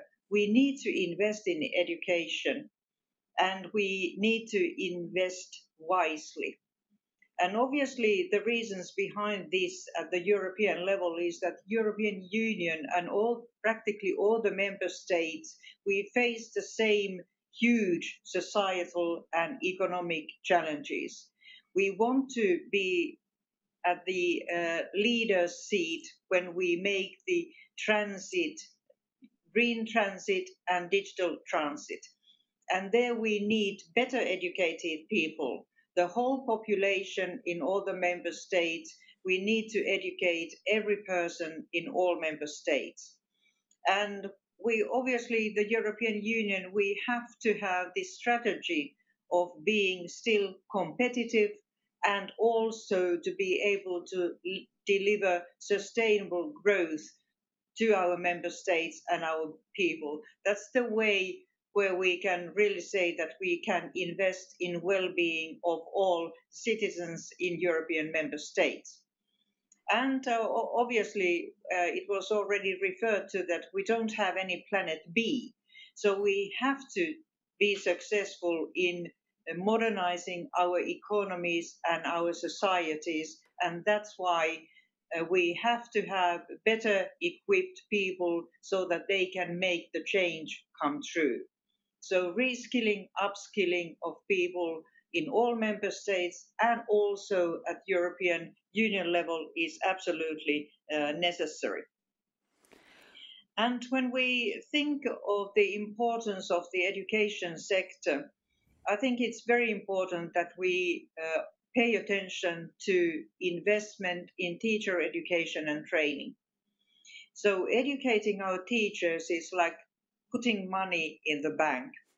They are those who are responsible for educating our new members in societies who will be there to solve all the challenges we are facing. And we saw it during the pandemic, that when you educate teachers, when you have highly educated teaching staff in schools, you can also make sure that even online education is successful, both in terms of pedagogical aspects, but also it can deliver more equitable and equal access to education. And this has been of big value also here in Finland. So investing in initial and on-service training of teachers is absolutely important. And as was mentioned in the interim report, we also have to take off the investment in infrastructure, not only the buildings and facilities, but also digital infrastructure and tools that can be used at schools level or in the education system at all levels. So this is the very important thing that we would also like to stress when we think about the European strategies. And obviously, from the Finnish point of view, we are very happy to see that France is so committed in taking this initiative further during her presidency. Thank you. Un point peut-être que nous pourrions développer. A point maybe we could develop. Why is it so important to assess, evaluate investments in education, and what can we do to increase human capital? We think it's very important to approach the investments at a systems level. And it's also very important that we have comparable data. What are the results of the education system? Obviously, we know that there's intrinsic value in education of all the people, but also education systems, they are accountable to taxpayers. In most of our countries, we rely on taxpayers' money when we develop education systems. And I think, and we can fully agree with the report's finding, that we need to develop this kind of research-based data so that we can evaluate and assess how the systems are doing at European level, and we can also learn from each other when we have this kind of data available. And in Finland, we think that when we educate the whole cohort at from starting from very early age, and we believe in the systemic development. So we always say that the whole chain of education system has to be in order. We start from early childhood education and care, and it gives all the children a level playing field when they start actual schooling, from preschool to comprehensive school and upper secondary school, both the general side of upper secondary education and vocational education and training, and the tertiary education or higher education, together with R&D and I, they are all very, very important. So the whole chain, how we develop human capital, has to be put in place. And this has been now the guiding principle when we have reformed our education system. And I would like to take up only two big examples. The most significant, I think, is that we raised the compulsory educational schooling age in Finland. And now you have to start your studies at the upper secondary level, and then you must study until the age of 18. Mm-hmm.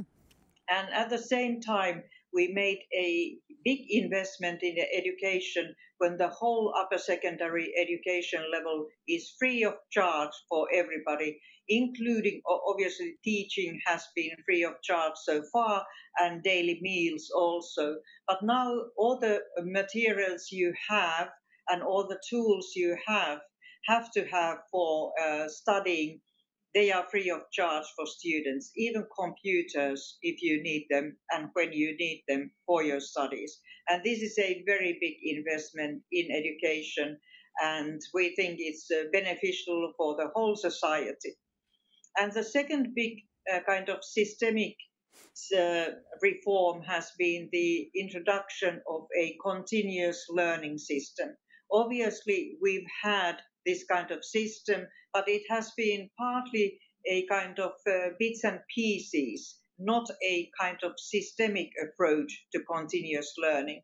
And I earlier on referred to the importance of and upskilling everybody during their working lives, and even beyond working life. You have to be able to and upskill your skills in order to be an active citizen, in order to be employable in modern society. And of course, this kind of two big things, that you provide initial education and training to young people, and then you offer also public services to those who need, and everybody needs, and upskilling. Those are a kind of puzzle that makes it possible that we can modernize our societies and also our economies. And then perhaps a tiny comment on the important part again about the digitalization and how we make the best use of it in education. And there we have to really prepare our teachers, and we prepare our students, young people, for the modern working life also. And obviously, we can share costs. We can make the system more cost efficient if we use digital opportunities wisely. They have to be pedagogically motivated uses, but it's also a possibility to open up education system and make better use of data to develop our educational systems, also at the European Union level. Thank you. Thank you very much. Merci beaucoup, Madame la Secrétaire permanente, pour votre... Thank you very much, Madam Permanent Secretary, for the words you've said and for being present. We meet Mrs. Sovdrova. Mrs. Sovdrova, can you hear us?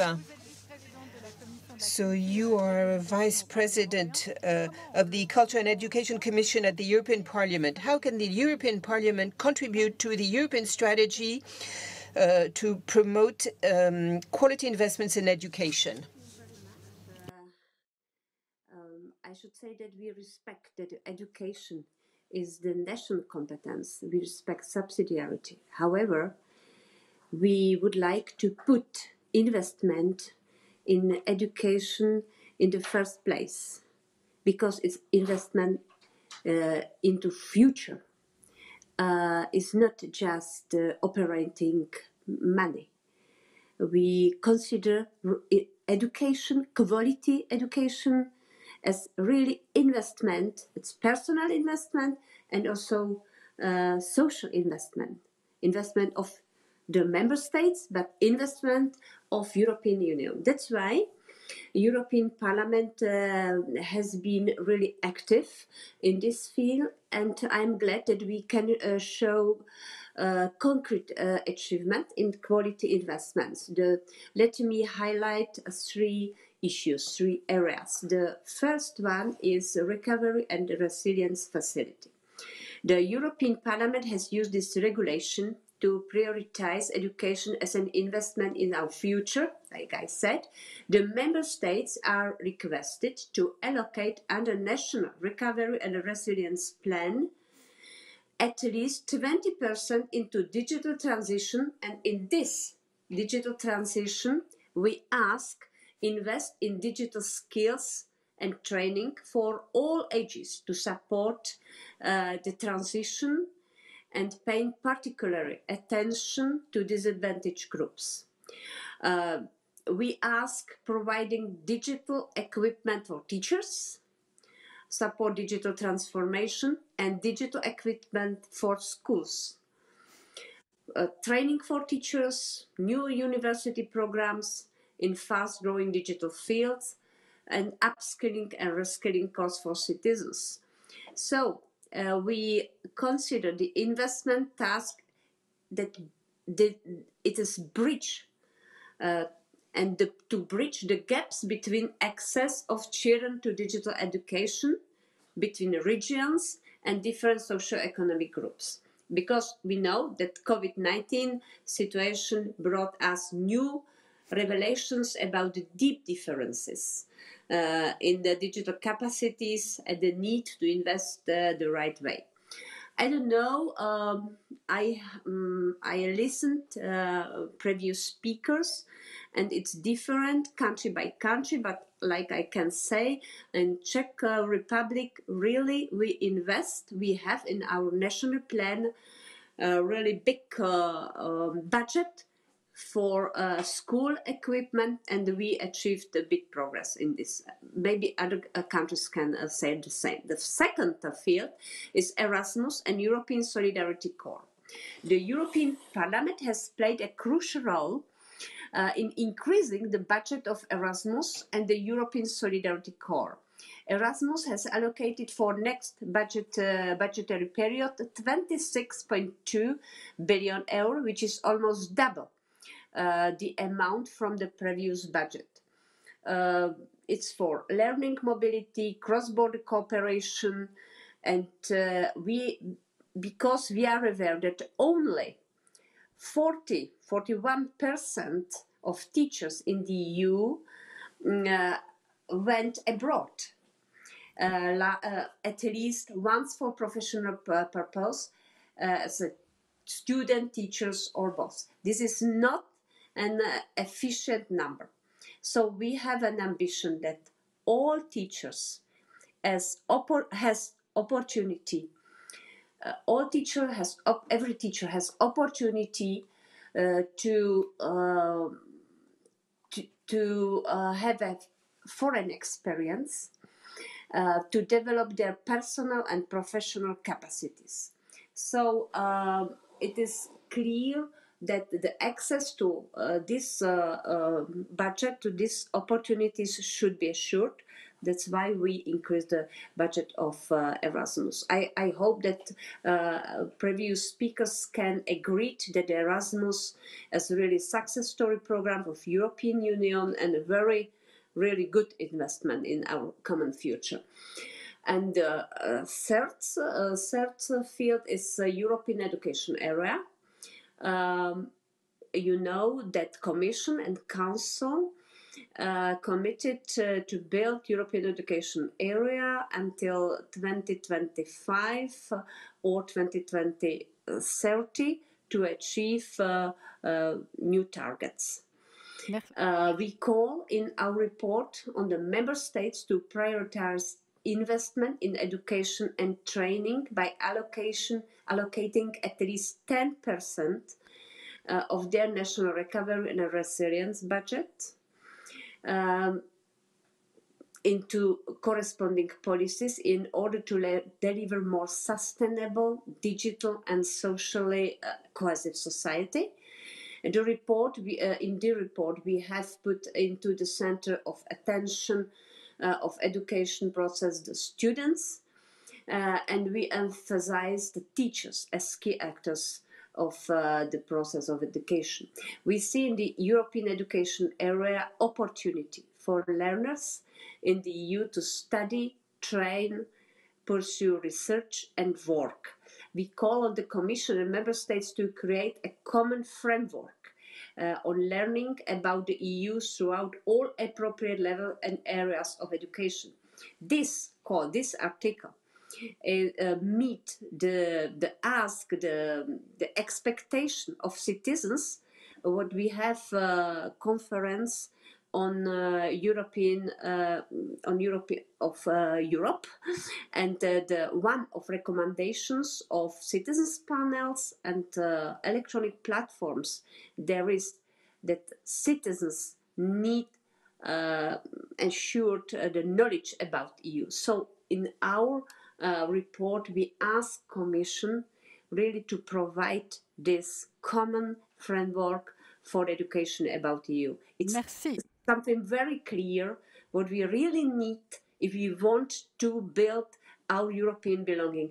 Excuse me that I was maybe larger and maybe long, but it's very, very important for us. Thank you very much for this opportunity. Merci à vous, Madame Sojdrova. Thank you very much, Mrs. Sojdrova. Mr. Blanquer, so today France is holding the presidency of the Council. What is the continuity you see following the Finnish and Slovenian presidency? And are we going to have a European strategy in this area? Yes, there is a big continuity with the work of Finland and Slovenia, and I'm very happy of that. And this has been seen in what we've heard this morning and what we've heard from Mrs. Simona Kustek and others. Now, the continuity, we see it in topics that were highlighted during the pandemic. For some time now, we've said there should be a reduction in the number of dropouts in Europe, less than 9%, we hope.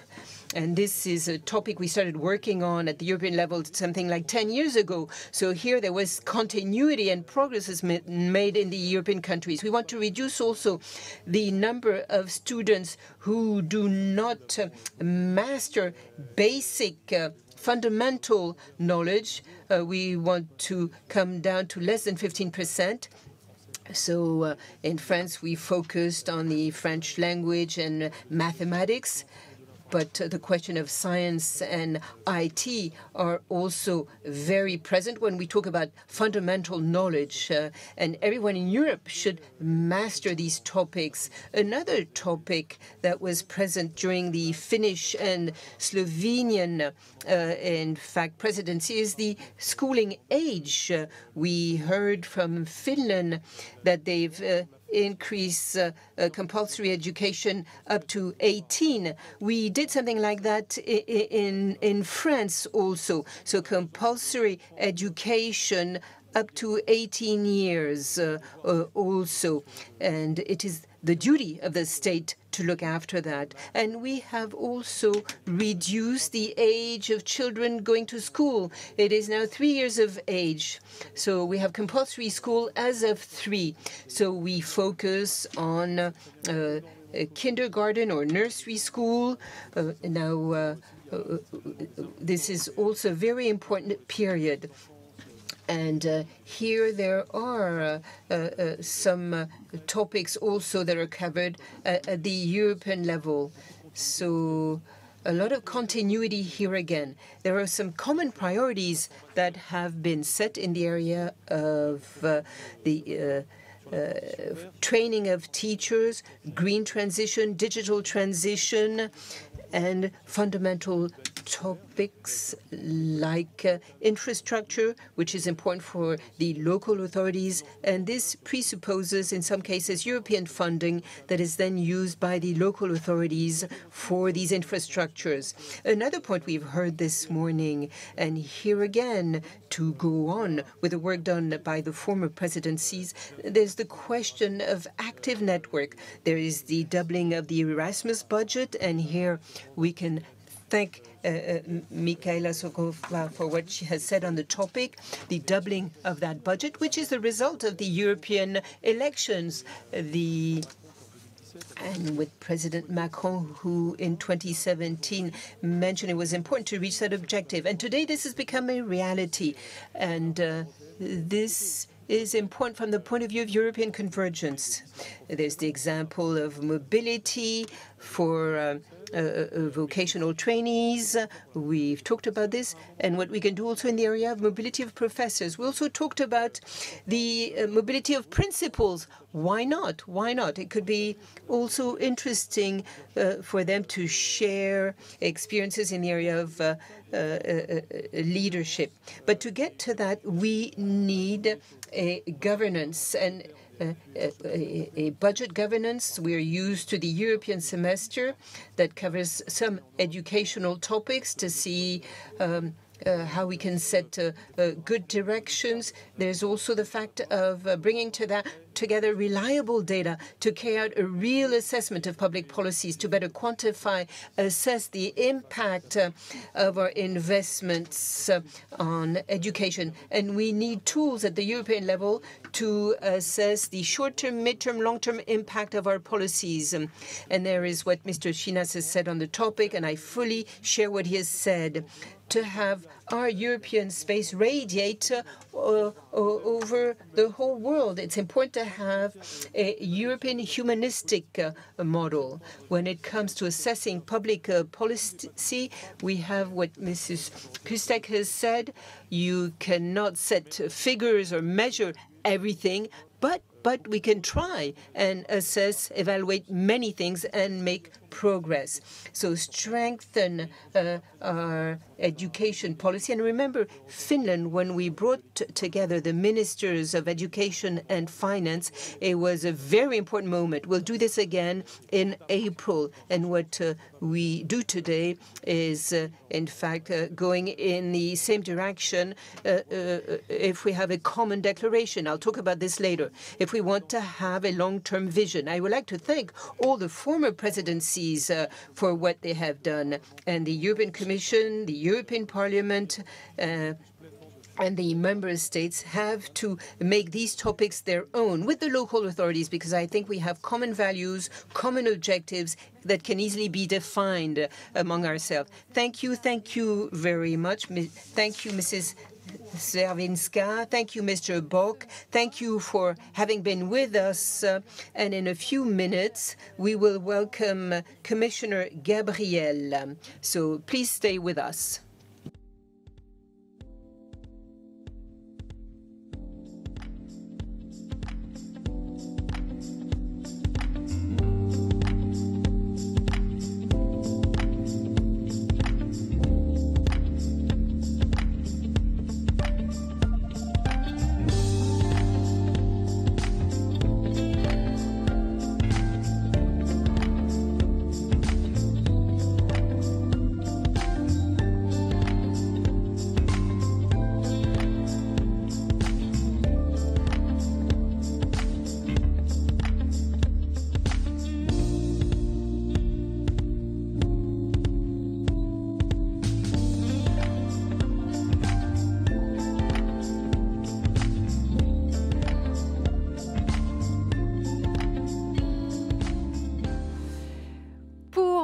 conclusion de la conférence, nous sommes en compagnie. For the conclusion of this conference, we have Mrs. Anita Likoinen, Mrs. Simona Kuster, Jean-Michel Blanquer, and the commissioner responsible for education culture. Mrs. Gabriel, what did you think of the exchanges that have taken place today, and what are the next steps as far as you're concerned? Good morning, dear Minister, dear colleagues. I must say I was listening to these exchanges and I found them extremely stimulating. And from a more personal note, I must say I'm happy to see so many familiar faces, whether it's Mr. Buck, Mayor. It is a pleasure to work with you on these subjects for such a long period. It's also to see the Slovenian presidency, the Swedish, dear Anita, Dear Simona, I must say that it's both an honor and pleasure for me to be here and share some thoughts with you at the end of this conference. At the same time, I would especially like to thank Minister Blanquer, dear Jean-Michel, and the French presidency for having taken the initiative of organizing this meeting, which gives us an opportunity to reflect on the importance of investing in education. I would like to start off by saying that investment in education is a precondition for improving the quality of the educational system. It's essential to build a sustainable growth. For me, to invest in education is, in essence, an investment for the future. This is why, in the coming years, the European Union has decided to channel ever more funds into education via the different European programs. Obviously, the Erasmus Plus program is the star program of the European Union in terms of education and culture, and we have doubled this program, and we intend to be even more ambitious. And this enormous resources to have quality investments in education and other programs as well. If we look at the facility for recovery and resilience, the European Regional Fund, the Investir program, as well as other programs, are all investments which are well designed and targeting education, investment in education to encourage that social and economic resilience, and this for students who would not have an opportunity otherwise. If we want to improve our educational system, make it more resilient, to simply increase the investment level would not be enough.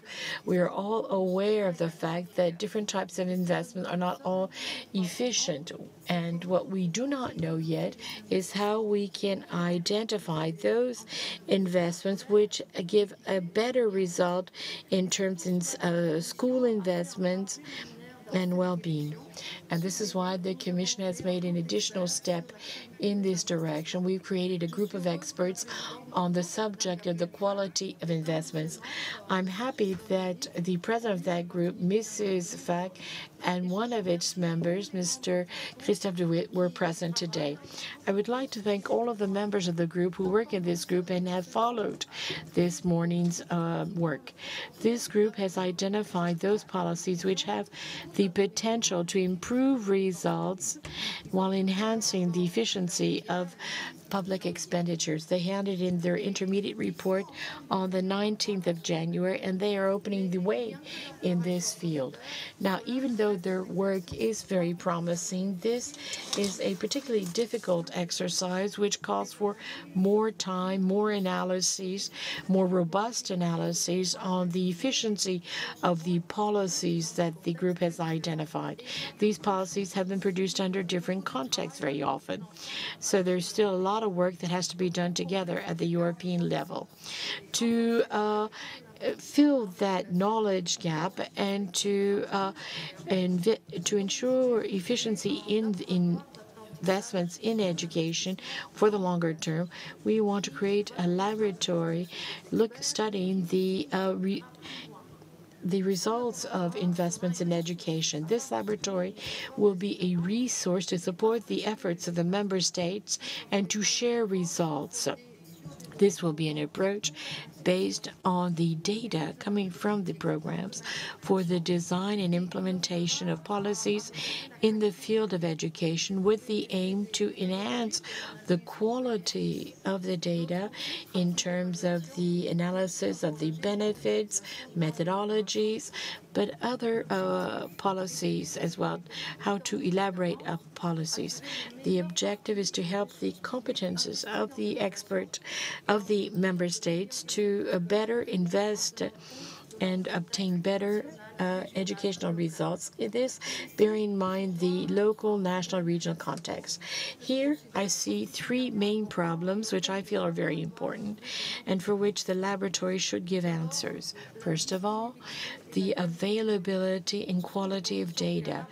These are fundamental preliminary conditions for analyzing the efficiency. This type of analysis is essential to look at the resources invested on the quality of the investment. Now, our expert group has had many difficulties in accessing data to the costs associated in these interventions. For example, the resources invested to supply schools with the equipment, the support given. All this has been an obstacle to their work. So the Commission is going to work on this subject, even if we know that we cannot advance on this subject without the support of the member states. This leads us to a second point. How can we encourage a veritable evaluation culture? We all agree that we must found our actions on proof, on data which are evidence of the proof of what we're doing. But it's clear that in the European Union, this evaluation is not everywhere. I think we need to reverse the trends. I think there is an obvious need to develop pilot experiments and rigorous evaluations to determine the efficiency of our policies. I'm sure that this would be even more successful if we can gather together the European level expertise. Together, we can take up many common challenges. But the work of our expert group has confirmed that the essential context for decisions to determine whether a program is adapted to the programs and the implementation. Now, if the European Union wants to achieve results at this level, to go beyond the status quo, then we must unite our forces at the level of the member states. We need to have active participation at the local, regional, and national context if we want to get significant results. And I think that it is very important to focus our efforts on the broader evaluation of state policies to better understand how public resources invested can best benefit the results in terms of learning and apprenticeship. We need to see the link between inputs, the investments, and the output. We are in a favorable situation because additional resources are being allocated to education. But we also have new challenges. We have to be in line with our ambitions so that the resources invested offer new opportunities and maximize the results in terms of learning, well-being, and inclusion. In addition to this, we must promote the regular use of these evaluation practices and thus enhance our knowledge of the efficiency of investments in education. This is why we want to have this laboratory, a laboratory which would be a toolbox for the candidates who need different support. The ambition is there. The laboratory will be launched in the fall of 2022, and when the expert group's final report will present, in fact, the evaluation tools which will be published. In conclusion, I would like to say that I am aware of the fact that all of the activities of that learning laboratory will only be possible if all of the stakeholders participate, and particularly these states. This is a key success factor for our learning laboratory. You can count on our support, and I count on you as well. So thank you very much for the opportunity to share these thoughts with you today. Thank you very much, Commissioner Gabriel. Mr. Minister, at the beginning of the conference, you spoke of the wish for a European momentum. Can this conference play the role of accelerator? Yes, indeed, that is the objective. I would like to thank Maria for having chosen this conference for announcing the launch of this future learning laboratory for the assessment of these educational investments. This morning we saw that we all need to have common references. We need to have data, proof, etc.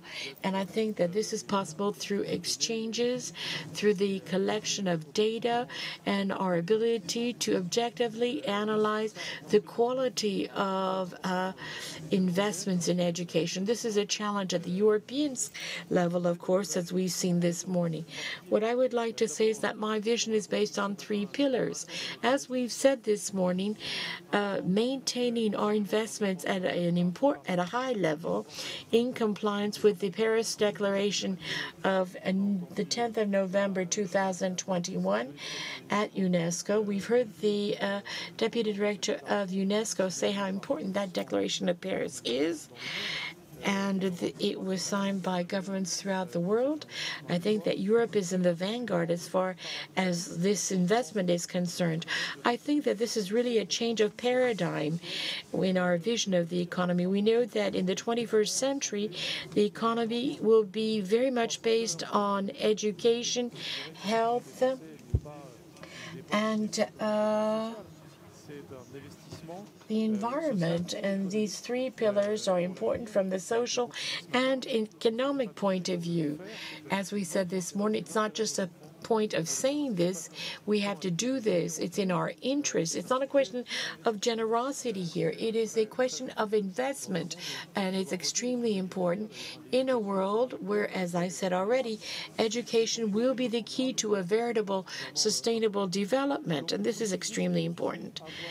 So the first pillar consists in having a Europe which is at the vanguard of the world in terms of investment in education. And secondly, we need to pursue an objective of efficiency and equity, fairness in investments, so that there be greater fraternity, greater equity, fairness in our society, equality of chances and opportunity, as we say, in each European country as well as on a European scale, and to have societies which are fraternal and where equality of opportunity exists. Then there's the question of investment in education. As we saw in this question of this laboratory, the subject of these policies is essential. You know that the public policy best appreciated in Europe is that of Erasmus, something which was considered perhaps marginal at the beginning of the building of Europe. But so education is a very important issue for Europe, even if it is essentially a subject for local authorities and state authorities. It is because it is a local and state authority subject that we need to have a European approach so as to help each state to identify its positioning with regards to these policies for the children.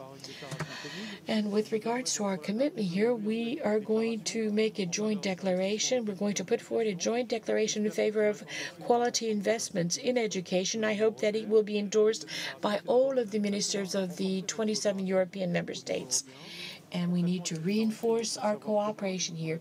We want to enrich our common knowledge in terms taking into account the educational systems of each member state. But at the same time, this year, we want to work together, experts, economists, specialists, to produce information and enlighten us in our work.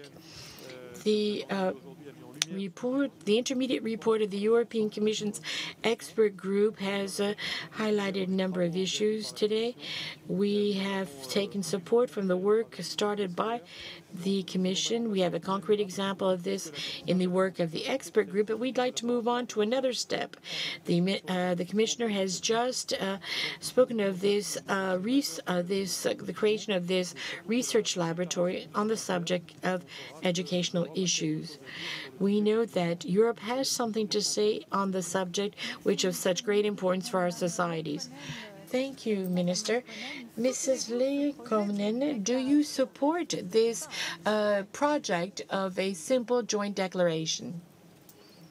Thank you very much, and we very warmly support this initiative, and we think it's of utmost importance. We need to invest in education. We say in Finland that non-investment in education is not a choice. We know the social and economic challenges of all the member states and the European Union, and we need to be able to deliver. There are great expectations from the part of economics and also from citizens that European education is something of a leader at the global level. But we need to work together, and I'm very happy to hear that the Commission is so committed also to support this joint venture or collaboration we need between the member states. So we are very happy to support this initiative. Thank you so much. Voilà qui est entendu. Madame Kustek, est-ce que la Slovénie... Mrs. Kustek, does Slovenia support this declaration? Absolutely count on Slovenia to contribute to the building of this shared vision. The vision that is addressed as quality investment in education, and the vision that needs to mean an approach of equal education from cradle to the grave approach in the green and digital environment and society. And as well, I am very glad and happy to see our commissioner with us today and to hear how also European Commission is devoted to this common goal. And I'm more than sure that there are so many new, sparkling and so much needed plans for all of us in this regard in front of us and in front of the European Union future of education. Ce sera le mot de la fin. Merci, Madame la Ministre. Merci. Those will be the closing words. Thank you, Minister. Thank you. We have come to the end of this conference. We thank all of the participants. We thank our interpreters for the remarkable work and the technical teams as well. I'd like to remind you that there will be a future conference on the 3rd of March 2022 in Poitiers. You will be able to review today's conference on the National Education site. Thank you for your attention and see you soon.